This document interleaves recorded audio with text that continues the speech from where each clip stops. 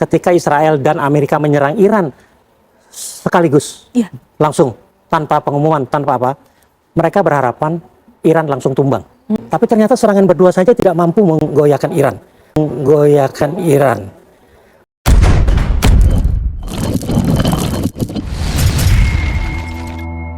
Halo kaum intelektual sekalian, mantan dubes Iran mengatakan Amerika dan Israel gagal menumbangkan Iran. Wow, gila. Gagal menumbangkan Iran. Dua kata lucu, gagal menumbangkan Iran. Nah, yang jadi pertanyaan, apakah yang dikatakan oleh Pak Dubes ini keliru atau tidak? Apakah Pak Dubes ini pengamat abal-abal gitu? Kenapa dia mengatakan bahwa Amerika dan Israel itu gagal menumbangkan Iran?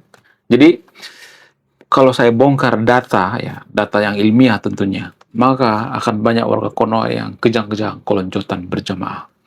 Jadi, yang dikatakan oleh Pak Dubes ini atau mantan Dubes ini keliru besar, ya.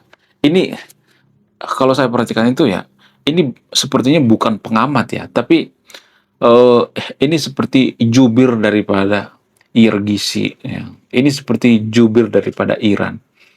Ya, ini seperti berpihak pada Iran. Ya, berkali-kali saya mengatakan pengamat di Konoha itu ya rata-rata pengamat abal-abal.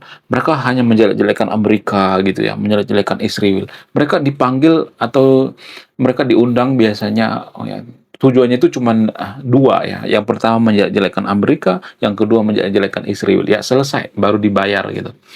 Ya. Kenapa? Karena pengamat di Konoha itu nggak pernah netral sekalipun ya. Jarang banget ya, kecuali Pak Rijal Malarangeng. Ya, biasanya mereka itu akan mencari-cari kelemahan Amerika gitu ya. Ngeledekin Amerika, ngeledekin Israel ya. Tapi mereka tidak pernah mencari kelemahan daripada Iran. Bagaimana fakta yang sebenarnya? Jadi saya akan bongkar di sini ya. Menurut data ya. Ini lagi-lagi kita bicara by data. Menurut data dari Reuters ya. Kekuatan Iran itu sudah berkurang 90% lebih. Itu artinya mereka sudah tumbang kalau sudah 90%. Ibarat kita main game nih ya. Ya kekuatannya itu ya, cuma tinggal 10% doang gitu ya. Misalnya main PS gitu ya. Kekuatan lawan kita cuma 10% doang. Darahnya cuma tinggal 10% doang gitu. Ya itu namanya sudah tumbang ya. Tinggal nunggu waktu aja gitu ya. Ibarat main tinju itu tinggal menghitung aja gitu ya. Sudah berapa kali terkapar gitu. Ya. Kenapa saya mengatakan seperti itu? Yang pertama ya, kalau Iran itu tidak tumbang, Ayatollah Ali Khamenei tidak akan mungkin meninggal. Tapi pada faktanya Ayatollah Ali Khamenei meninggal tuh ya kan? Ya kan? Dubes ini harus ngomong apa adanya dong. Harus ngomong netral ya. Harusnya ngomongnya seperti ini guys ya. Saya harus ngajarin ya pengamat abal-abal di Konoha ya. Harusnya ngomongnya seperti ini ya. Amerika punya kesalahan. Israel punya kesalahan. Iran juga punya kesalahan. Harusnya seperti itu ya. Semuanya dikritik gitu ya, bukan cuma satu doang yang dikritik atau cuma Amerika dan Israel doang yang dikritik. Iran ya, dibangga-banggakan gitu. Oh, Iran masih hebat, masih luar biasa, ya masih kuat. Dari mana? Kuat dari Hong Kong. Ya kan? Saya tidak berpihak pada Amerika di sini ya. Amerika juga punya kesalahan. Iran juga punya kesalahan. Permasalahannya kita hanya mengkorek-korek kesalahan daripada Amerika gitu. Iran tidak pernah kita korek kesalahannya. Ya, karena apa? Apa alasannya? Ya, karena kita melindungi yang seiman ya. Jadi dubes yang saya maksud ini, mereka ya kalau saya perhatikan ya, ketika mereka diundang di televisi, ya mereka mendukung Iran gitu ya. Ya jelas dia mendukung Iran, wong dia sudah dubes Iran ya. Ya dia pasti berpihak pada Iran dong ya. Ya dia tidak pernah menyadari bahwa Iran itu punya dendam pribadi sama Konoha. Iran itu dendam. Karena apa? Karena dulu ada permasalahan ya. Nah ini nih saya bongkar nih ya. Ini mungkin jarang dibongkar ya. Dulu Iran pernah mengirimkan kapal perang dan pasukan Iran mau latihan di perairan Konoha. Tapi tiba-tiba pas hari H dibatalkan. Padahal pasukan Iran sudah nyampe ke perairan Konoha. Dibatalkan karena apa? Karena disuruh oleh Amerika. Ya, kenapa Konoha itu lebih berpihak pada Amerika? Karena itu lebih menguntungkan. Karena pada saat itu Amerika ikut gitu ya. Amerika nggak mau Iran ikut. Kenapa Iran tidak dimasukkan gitu? Apa alasannya? Kenapa nggak diikut sertakan? Karena Amerika itu masih mengembargo Iran. Kenapa Iran diembargo? Nah, ini nih jarang dibongkarnya. Jadi warga Konoha itu ya selalu mengatakan, oh, Amerika itu jahat, Iran diembargo, disanksi dan sebagainya. Ya, Iran itu diembargo karena mereka pernah menyandra orang Amerika, ya, menyandra diplomasi orang Amerika di Iran ketika Iran sudah mendeklarasikan revolusi negara Islam. Itu fakta. Kenapa Amerika mengembargo? Kenapa aset-aset Iran itu dibekukan gitu? Ada alasannya gitu. Jadi ya mohon maaf bagian ini ya, saya tidak berpihak pada Amerika di sini. Kita tidak pernah buka data ya kenapa Iran itu diembargo gitu. Kita tidak pernah baca data. Ini ada datanya, ada sumbernya. Ini sumbernya dari mana? Dari BBC News ya, BBC News. Jadi saya tidak asal mangap gitu ya. Saya bertanggung jawab apa yang saya katakan. Ya, jadi pengamat abal-abal, ya, mantan dubes ini, ya, menurut saya pribadi, dia keliru besar gitu ya. Kalau dia mengatakan bahwa Iran itu gagal ditumbangkan. Iran itu sebenarnya sudah tumbang, cuman mereka aja gengsi mengatakan mereka tumbang. Mereka gengsi. Ya. Buktinya apa? Buktinya baru-baru ini Iran itu kan telepon Donald Trump. Ya, menurut data seperti itu. Yang pengen ngebet sekarang untuk berdamai itu Iran. Itu menurut data dari Reuters. Ya, bukan saya karang-karang sendiri ya. Ada datanya itu, nanti cek ya. Jadi saya tidak boleh bohong di video ini karena apa? Karena yang nonton video ini ya orang-orang yang jujur gitu ya. Saya yakin yang nonton ini orang-orang yang jujur gitu ya. Mereka pasti cari gitu informasi yang sebenarnya benar enggak gitu ya, seperti itu ya. Mereka punya ChatGPT ya, saya tidak akan bisa membohongi mereka gitu, nggak bisa gitu ya. Saya nggak boleh membohongi penonton ya. Jadi pengamat-pengamat yang ada di televisi nasional itu ya berhentilah gitu ya. Kalian pengamat abal-abal itu berhentilah, ngomonglah apa adanya. Jangan karena kalian benci sama Amerika, benci sama Israel, ya kalian berpihak pada Iran gitu ya. Ya sekarang pengamat di Konoha itu sudah mulai mengatakan bahwa yang korban itu adalah Iran. Oh, korban sebenarnya itu adalah Iran ya. Ya, padahal mereka nggak tahu Iran itu playing victim. Kenapa saya katakan seperti itu? Karena pada datanya, pada dasarnya, Iran itu ya kalau boleh jujur membiayai ya negara-negara, bukan negara, maksudnya proksi-proksi seperti Hizbullah, ya, Houthi dan sebagainya. Itu ada datanya. Itu data dari mana? Data dari Reuters ya, dan data internasional juga sudah meliris ini. Ya, ada aliran dananya sekitar 1 triliun per tahun. Untuk apa? Untuk membeli senjata, untuk membeli amunisi. Ya, supaya apa? Supaya digunakan untuk membombardir Israel. Jadi secara tidak langsung Iran sebenarnya yang nyari gara-gara gitu. Ya, bisa dikatakan seperti itu. Ya, tapi kan warga Konoha kan nggak pernah menyadari ini ya, pengamat-pengamat di Konoha juga nggak pernah menyadari ini ya. Warga Konoha itu ya manut-manut aja gitu. Kalau pengamat ngomong A, mereka manut-manut aja. Jadi pengamat di Konoha itu hanya berpihak pada kelompok tertentu gitu ya.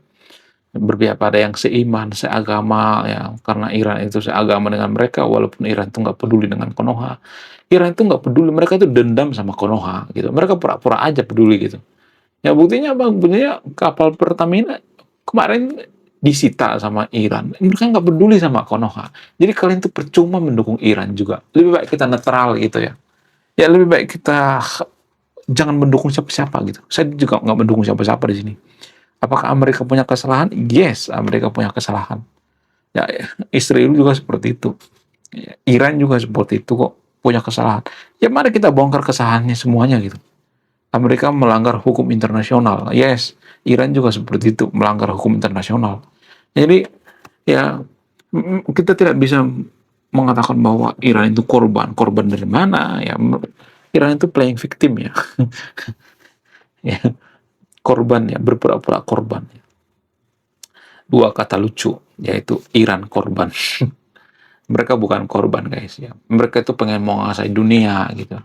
Iran itu pengen menguasai Timur Tengah, tapi terhambat oleh kekuatan Israel.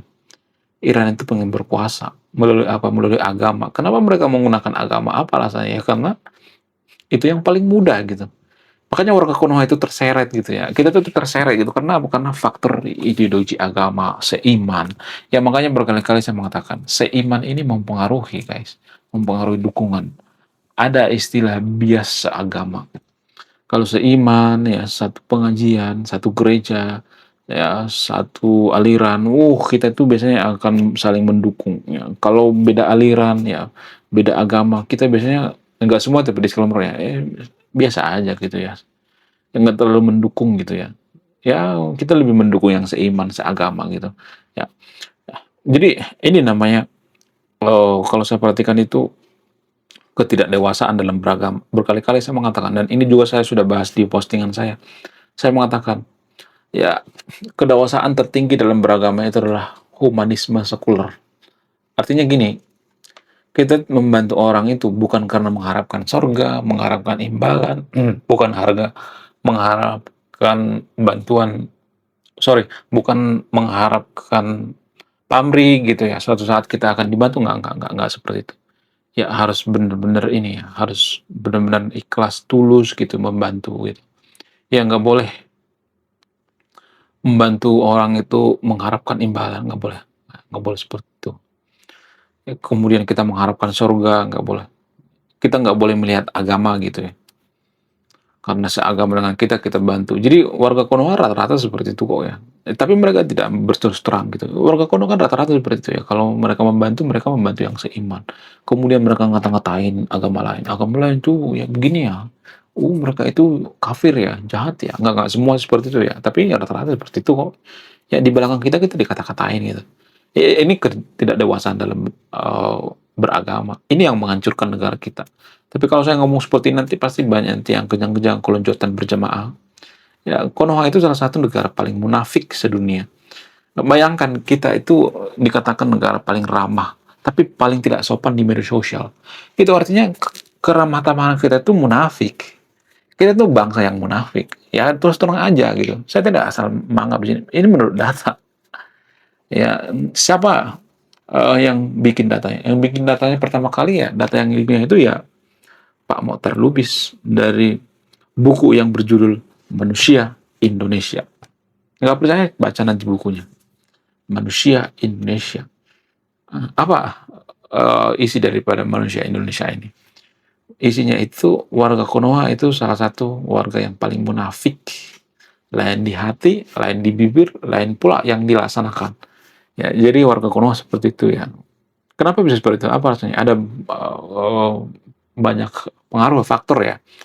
Karena faktor daripada kerajaan zaman dulu ya. Jadi warga Konoha itu kan lama ya jadi negara kerajaannya. Sehingga ya mereka biasanya ngata-ngatain rajanya di belakang ya. Kalau ketemu sama rajanya mereka sopan gitu ya. Seperti itu. Itu membentuk karakter gitu. Ya, ini yang perlu kita hilangkan. Jadi saya mengkritik mantan dubes Iran ini bukan karena saya tidak sopan gitu. Bukan karena saya si paling cerdas, bukan. Tapi kalau dia salah, ya salah aja gitu. Iya kan? Yang saya kritik itu masalah publik, bukan masalah dia orang tua atau tidak, bukan seperti itu ya. Ya kalau salah, salah aja gitu ya. Baik orang tua, mau apapun ya salah aja gitu. Saya tidak ada urusan dengan masalah pribadi dengan mantan dubes ini, nggak ada urusannya. Yang saya kritik itu masalah publik, bukan masalah pribadi. Ya, menurut kalian gimana? Coba tulis kolom komentar ya. Saya tidak akan berpihak di video ini. Ada yang menyimpulkan. Belum kita lanjut. Jadi guys, kemarin ada yang nanya, lu apa sih kontribusinya bagi negara ini? Lu kontribusi saya ini guys ya. Nulis buku, judulnya Budi Tanpa Pekerti. Ini temanya bahas tentang agama. Kemudian sama luka. Kisah dalam buku ini ada seorang kiai bingung memilih antara menyelamatkan hutan atau menyelamatkan 1000 anak yatim. Link pembeliannya ada di pin komentar video ini. Jadi endingnya apa ya? Saya penasaran ini. Saya jadi penasaran ini isinya apa. Beliau juga beli ini. Link pembeliannya ada di pin komentar video ini. Oke guys, sekian video ini. Terima kasih sudah memahami. Saya kaum intelektual, salam rasional.